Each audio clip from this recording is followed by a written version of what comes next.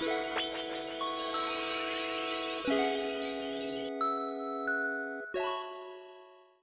guys, how are you doing? I hope you're doing super duper well. So today I'm back with a video that some people asked me to do. So it's like how I get inspired fashion wise, like how I get inspired for my clothing and for my style, and I decided to make like a chit chat video kind of. Oh god, I'm sorry, there's the tissue box moving in a way that is so weird. Wait. Can you see that? Is this normal? Like, so I have over here all my tips and how I got inspired and how I'm still inspired now. So first I wanted to talk about how I got inspired in the first place. Well, if you haven't watched it yet, I have a video where I explain how I got into kawaii fashion, so you can go click over there and you'll find a whole like detailed history. I wanted to say like a couple of things just to get into the video. So I got inspired to create content online by Kawaii Kitsune, and if you don't know her, it's McKenna from the past and now she's Kawaii Kitsune. So yeah, I discovered her content after the whole drama thing, but I was really inspired in her aesthetic, even though it wasn't like very kawaii and stuff, and I kind of had my crisis where I really liked like vintage kind of vibes, Disney vibes, and I still do, but she was the first one who inspired me like to go for a kind of aesthetic, you know, because I was inspired before, but she was the one who inspired me to like stick to an aesthetic and make my whole environment like how I like it and share it on internet. So this is actually how I started making videos, and my first video was something similar to hers, like it was a DIY. When I discovered McKenna, I followed her for a couple of months, and then I got on my suggestion page Mikan Mandarin, and this is when I really started to like buy very not weird but something out of my comfort zone clothes. And this was like when I was in college, and I remember that everyone was like complimenting me on my fashion, and I was like, oh, everyone's so nice and it's great, and I was like so happy wearing what I was wearing, and I wasn't that unconfident about it. It was the first year, but then I got really confident, and like I said in my explaining video about my fashion, I had friends who were really supportive, and yeah, I felt really good wearing what I wore. The two people who inspired my fashion were Mikan Mandarin and McKenna. So I started wearing like outfits like a Mikan Mandarin, but kind of mixing them with Kawaii Kitsune now, and I don't know, I just kind of mixed the whole styles together, and yeah, so this is how like I got into like the whole fashion thing. So yeah, I got a lot of inspiration from Mikan Mandarin, especially because her style was very cute and kind of casual at the same time. I'll insert a picture here, and it was the exact style I really wanted, because I liked very cute and extravagant style, but I couldn't wear it just because like I wasn't confident, and also because I didn't like it on myself, and I really liked this cute but still casual kind of look. And I remember at this time she used to make like a lot of videos about this very cute simple style, but then, as you know, I got a bit in a kind of crisis because she started fashion college, and she started changing her style, of course, because she was growing up and her style changed obviously. So I was left with no inspiration at all. So what do you do when you follow someone for so many years and they are your main inspiration, but suddenly they change their style? Like, I was left like clueless. I didn't know how to wear things anymore, and I was just like messy, you know. So this is why I'm doing this video in the first place, to help you guys and teach you kind of how to bounce back. Not a big deal, you know, but I feel like it was really playing on my confidence, and I wish I had this kind of video to jump on, like bounce back and get back on my game, because then I just started wearing normal fashion again, and it wasn't it didn't make me happy. So yeah. Okay, I just noticed that you could see my phone that is actually recording my voice right now. I'm so sorry for that. I fixed the problem. So the main tip I want to give you is don't try to stick exactly. Oh my god. Don't try to stick exactly to the style of one person. Just go back and look at what you liked in the person's style. So, what I was saying.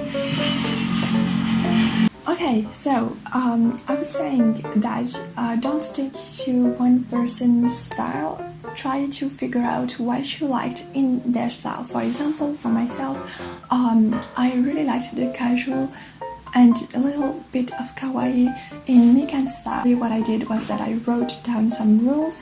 I wrote 3 rules, like, not rules, but things that I liked about her style. Go back to your main inspirations in the past and look at what pieces did you like about their style. Like, was it frills, was it the colors, or how they put together outfits, and just write this down, and it will be so much easier for you to just build your own outfit out of these things that you liked. So it's better, I think, than just going back to their previous style. When she started changing her style, but I did something that I don't recommend you doing, and it's to go back to her old Instagram pictures and looking at what she was wearing and ordering the exact same pieces in order to build her outfit back, you know. And this is something I don't recommend, because one, it might be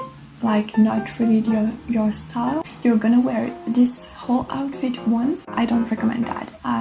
In the long term, you won't be able to build your own outfits, and once you're done doing, like, reproducing her or his outfits, you're gonna be left with no inspiration, and you won't even be able to inspire yourself. So the main thing is to learn how to create your own style, getting inspired by others, you know. So yeah, what I really recommend you doing is to not stick to one person's style.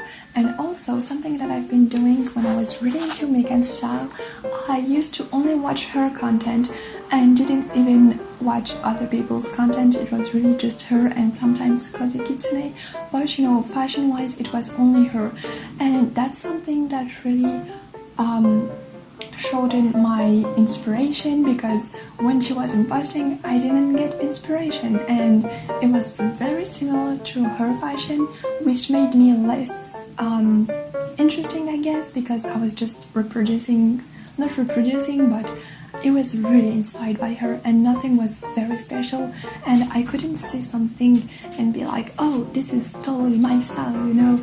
And I really wanted to feel like these content creators, and you know, when you see an outfit and you're like, oh, this is so he or her, or you know, I just really wanted this, and this is why I really recommend you checking other people's content and fashion. Even though in the first place it might not seem like it's your style, I promise that somehow you're gonna find inspiration, even if it's something that is not in your aesthetic at all. For example, I never thought I would like other things than very cutesy Yumi kawaii stuff, but I kinda got back into like more vintage, and I accept that sometimes I can get inspired and wear another kind of fashion, you know. And this is the thing, don't stop yourself from wearing something that is not your usual aesthetic, because if you do that, you're gonna end up frustrated and you're not going to get that much inspiration because your mind will want, like your inner self wants to dress as something you liked, like maybe you saw a picture of someone wearing cottagecore or something else and you were like, oh, I really want to try that, but then you refrain yourself being like, oh, this is not my aesthetic, I shouldn't. But it's wrong, you should try everything, and this is how inspiration will come eventually, because this is something I did and I saw a lot of people do it too. It's really good to try different things. Even though you feel like you will disrupt your Instagram feed, I promise it's not a big deal.